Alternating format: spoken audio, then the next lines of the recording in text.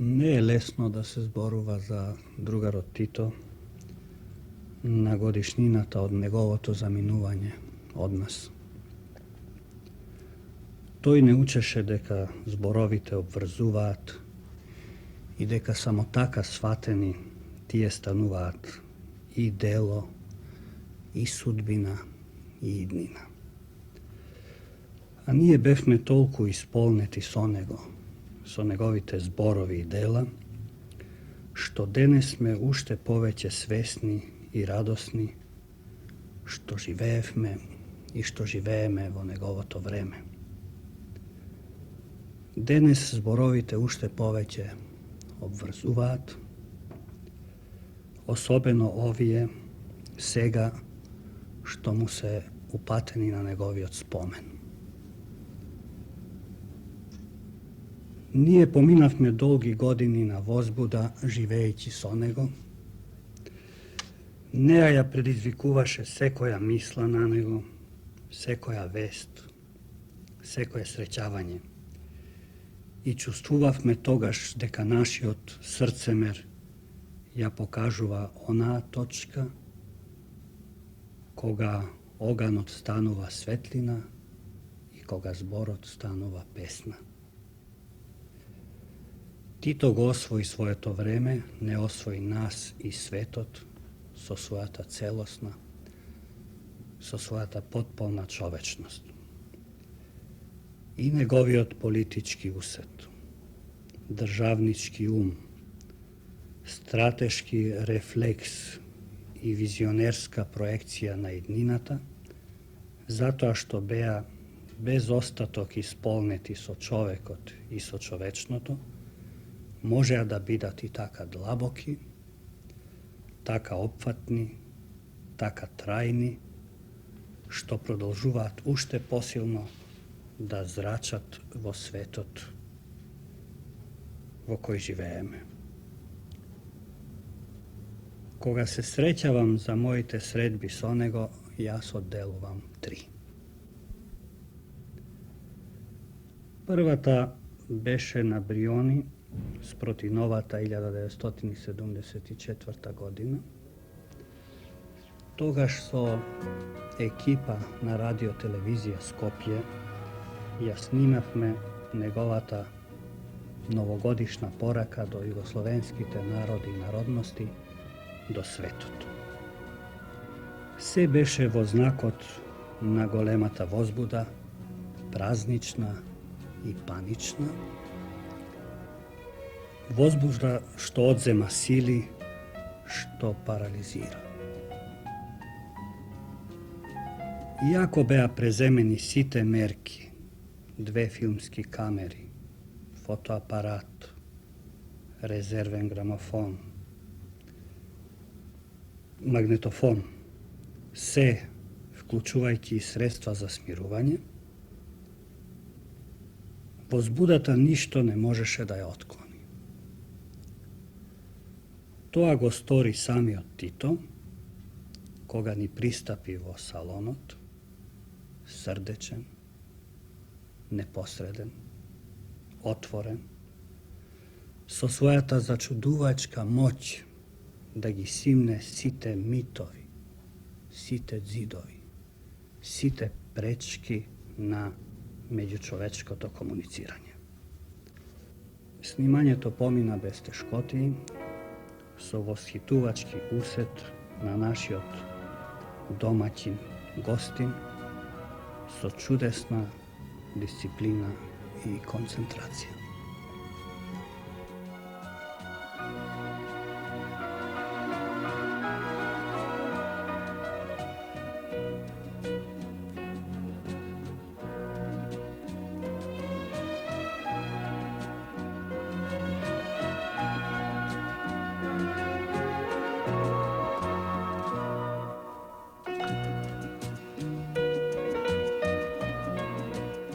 Вечерта пред предавањето на штафетите во Белиот двор, сите несутрени штафети нанесоа навала на една заедничка другарска вечера.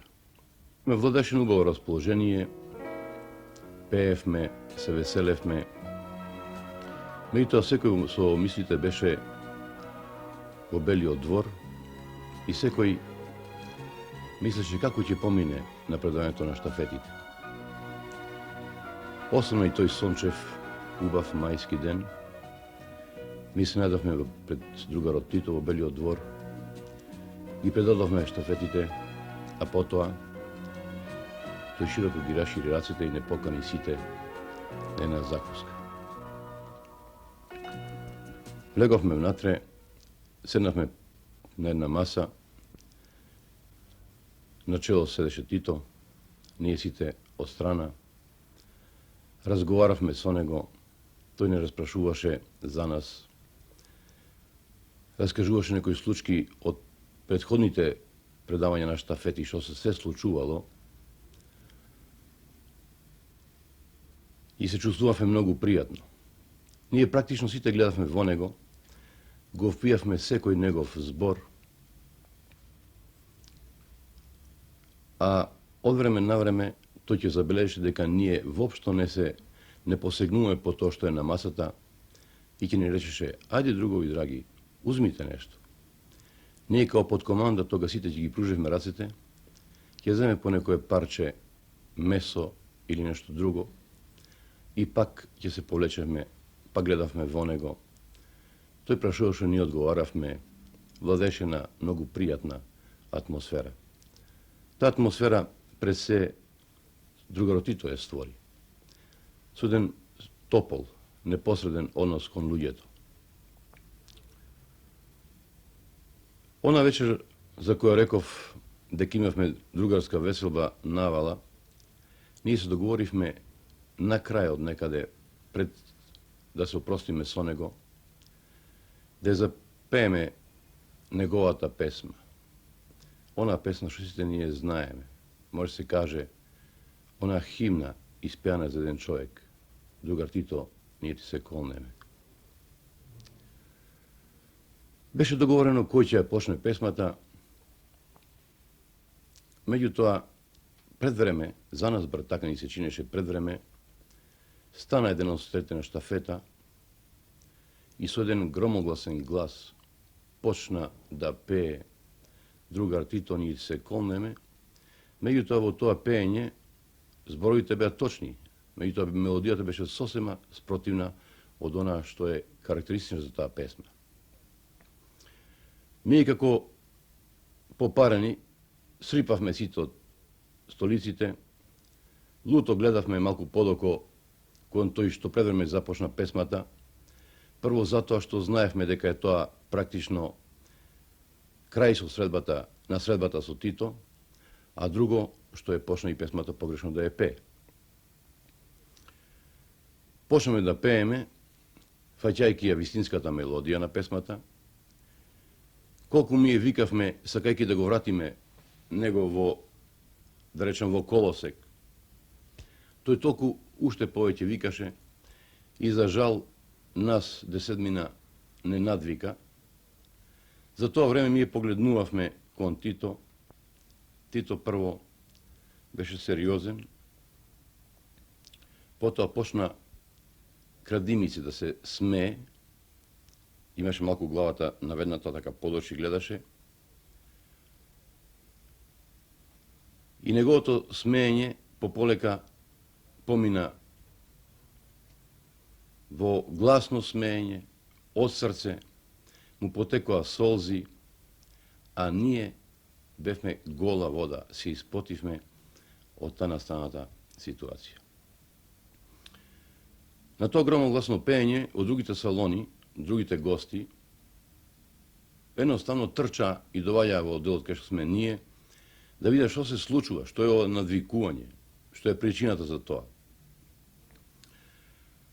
Како така, песмата ја завршивме, а Тито се уште солзите му светеа во очите и му се тркалаа по лицето, вика: драги мои другари, оваа песма многу пати ми е пееле.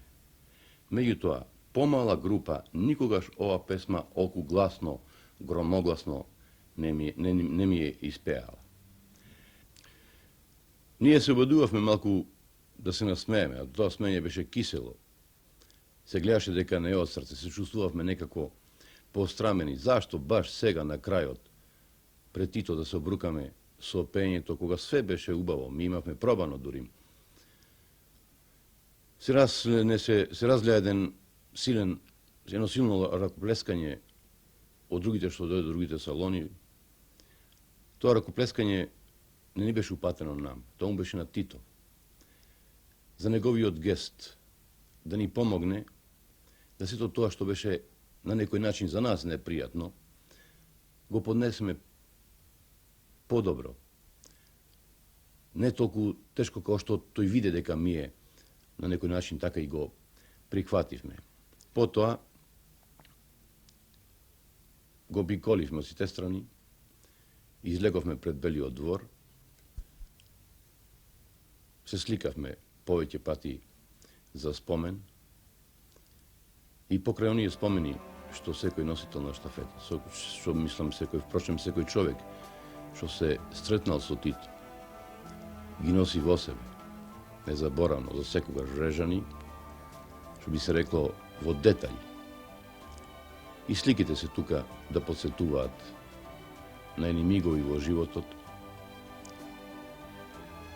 Практично биле мигови, али тоа трајање, тоа временско трајање како да е присутно и денеска. И одново човек кога се сеќава ги доживува истите моменти. Верувам дека се чувствува секој така, а не само јас. И на крајот само можам да кажам дека сум навистина среќен што имав прилика да по еден таков повод, по повод на еден негов роден ден, да од името на македонскиот народ и народностите во Македонија, и ја да му ја предам палката, да му ја стегнам раката, да бидам покрај него тука близко, да му го почувствувам здивот, топлината на неговата душа, која беше многу голема, неизмерна.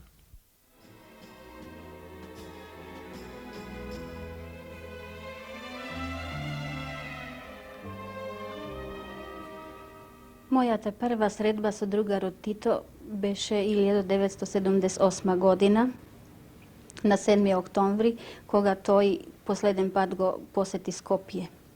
Бев многу срекна кога ми соопштија дека со делегацијата на Астибо во состав на генералниот директор Михајло Нетков и другарката Султана Джидрова ќе бидам и јас таа што ќе го посети и му ја израчи плакетата. Бев многу возбудена и срекна кога стигнавме тој ден во Скопје. Беше све во стилот како што знаевме ние да го причекаме. Од сите страни на патишта цвеќе, не многу луѓе, пионери.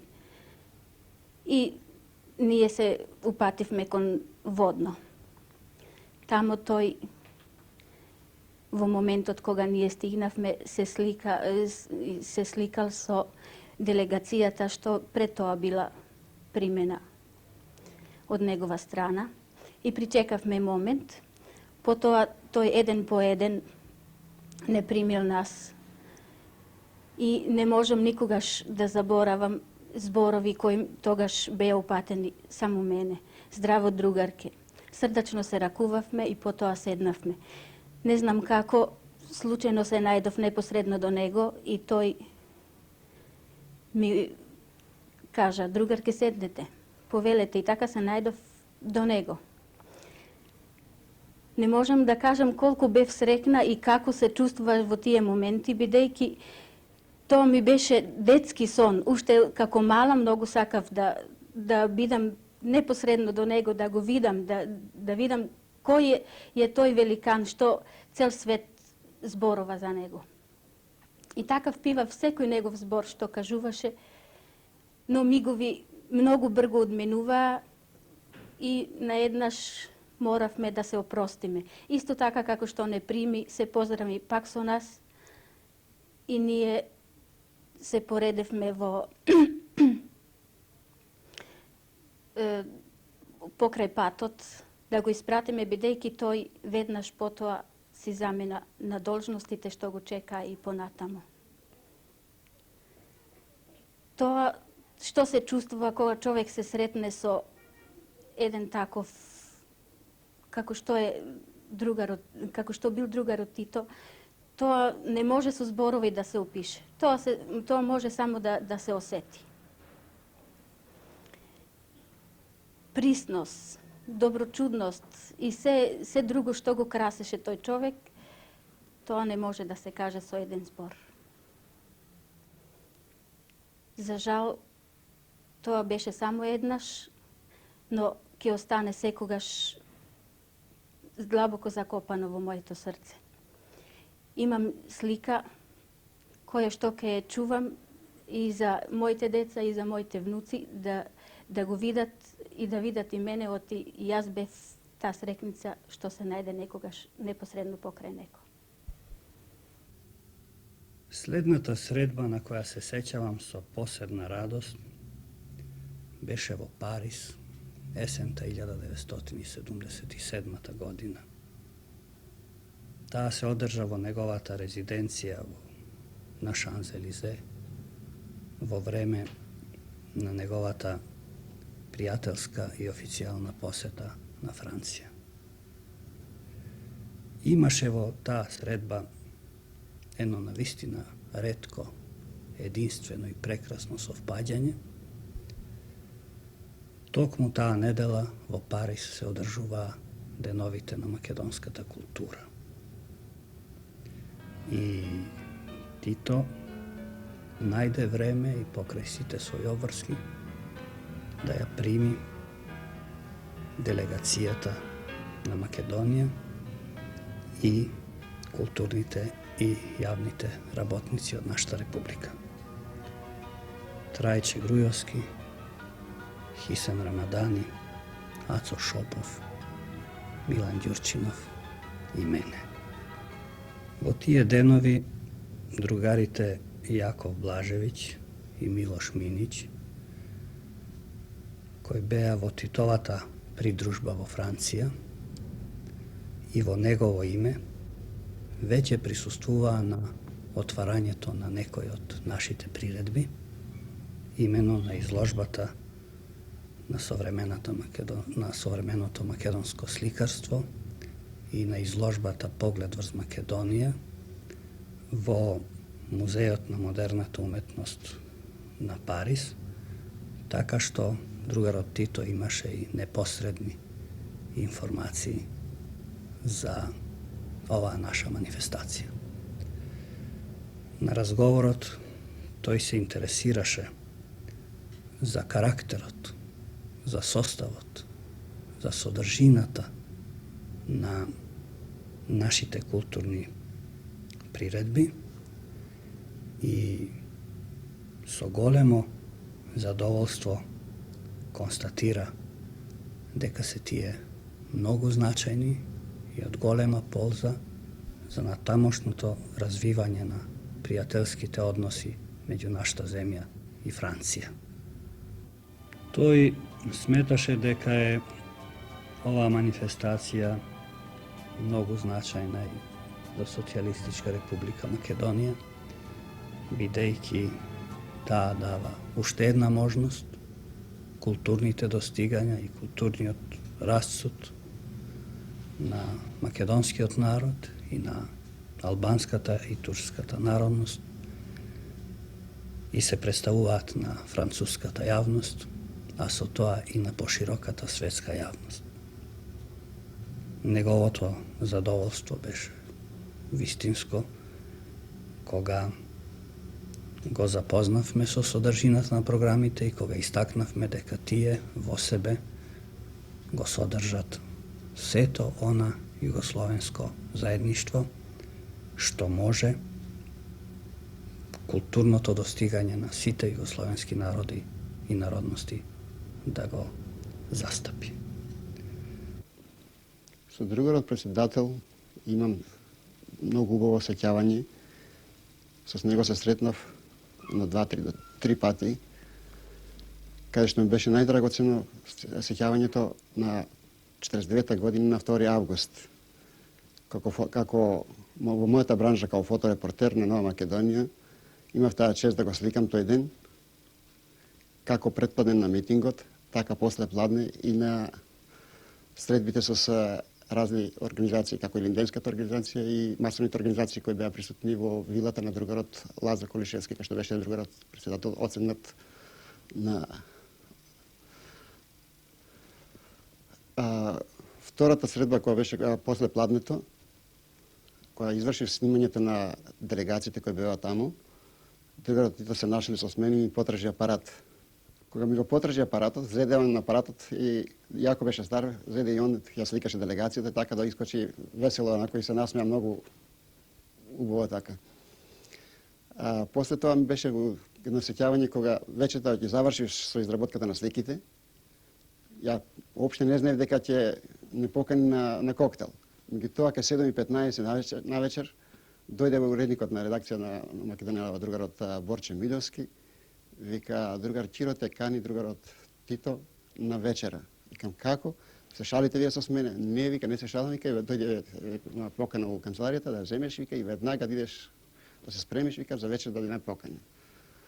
И кај 5 минути до 8 во домот на ЈНА, пред вратата на големата сала во домот на ЈНА, стоеше другарот Тито прво, позади него стоеше другарот Лазар Колишевски.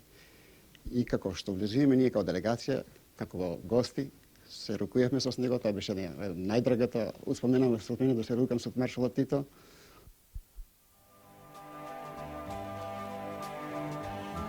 Се упати сеачот по полето на векот со отворени дланки, од кои се истура семето по безбројните бразди како јато птици што лета по своите гнезда. На изгреј сонце се упати, на изгреј сонце.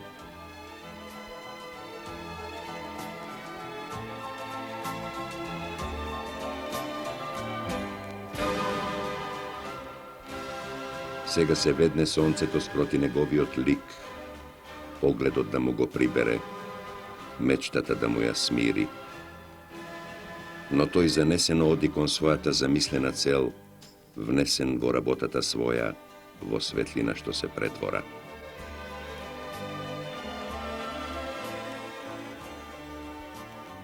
И додека неговите раце продолжуваат да сеат, зад него веќе полето на времето плодовите ги збира. И дури така се оддалечува возајди сонце, зрното што го фрла чука во срцето на човекот, во градите на детето, што е невеќе оди по неговата бразда. И учудено гледа. Сеачот мирува, но не мируваат семињата во кој веќе се претворил. Третото среќавање со другарот Тито би сакал да го означам како средба во моите стихови. Тоа се случуваше во времето на неговата болест,